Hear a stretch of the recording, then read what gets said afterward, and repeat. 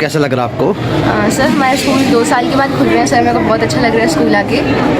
और सर हमारी पढ़ाई ऑनलाइन सफ़र कर रही थी, अब मेरे को अच्छा लग रहा है स्कूल आके। तो घर में बैठे बोर हो रहे थे आप?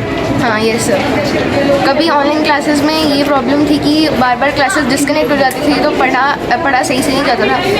अब हम स्कूल आए हैं तो अब हम ढंग से पढ़ सकते हैं, अच्छे से टीचर्स सामने आई कंटेक्ट होगा स्टूडेंट्स और टीचर्स का, तो अच्छा रहेगा।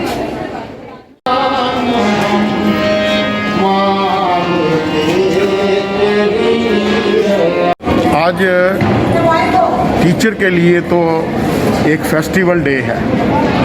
ख़ास तौर पर जो हमारे फर्स्ट क्लास से लेकर 8th क्लास तक टीचर हैं, वो आज अपने आप को एक बड़ा गर्व महसूस कर रहे हैं कि उनके सामने आज जो सही तरीका एजुकेशन का, कि बच्चा जो है वो टीचर के सामने बैठ के आज एजुकेशन लेता है एक क्लासरूम के माहौल में, वो लेने के लिए आज इंस्टीट्यूशन में आया है। सबसे पहले तो हम उन बच्चों का वेलकम कर रहे हैं कि वो स्कूल के अंदर आए हैं, और कई बच्चों को तो अभी अपनी क्लासेस भी नहीं मालूम होंगी, तो उनके टीचर्स उनको गाइड कर रहे हैं। इसके लिए हम अपने एलजी साहब का भी शुक्रिया अदा करते हैं कि हमारी बड़ी लंबी रिक्वेस्ट थी, बड़ी देर से हम रिक्वेस्ट कर रहे थे स्कूल खोलने के लिए।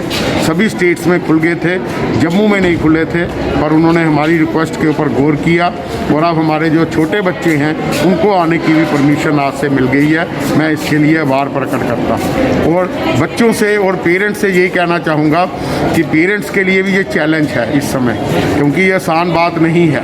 टीचर के लिए उससे बड़ा चैलेंज है कि बच्चे को जब वो नए माहौल में, घर के माहौल से दोबारा मदर लैब से निकाल के उसको दोबारा इंस्टीट्यूशन में, वो नर्सरी क्लास में जैसे बच्चा एडमिट होता है, वैसे टीचर के लिए एक चैलेंज है इस समय, और वो इस चैलेंज को एक्सेप्ट कर रहे हैं, खुशी खुशी एक्सेप्ट कर रहे हैं। तो मैं सभी को इसके लिए बहुत बहुत मुबारकबाद देता हूँ, और पेरेंट्स को अश्योर करते हैं कि हम सभी SOPs को फॉलो कर रहे हैं, वो घर में भी करें, और इस कोविड से जो इंडिया को है वो आज़ाद दिलवाएँ। Thank you.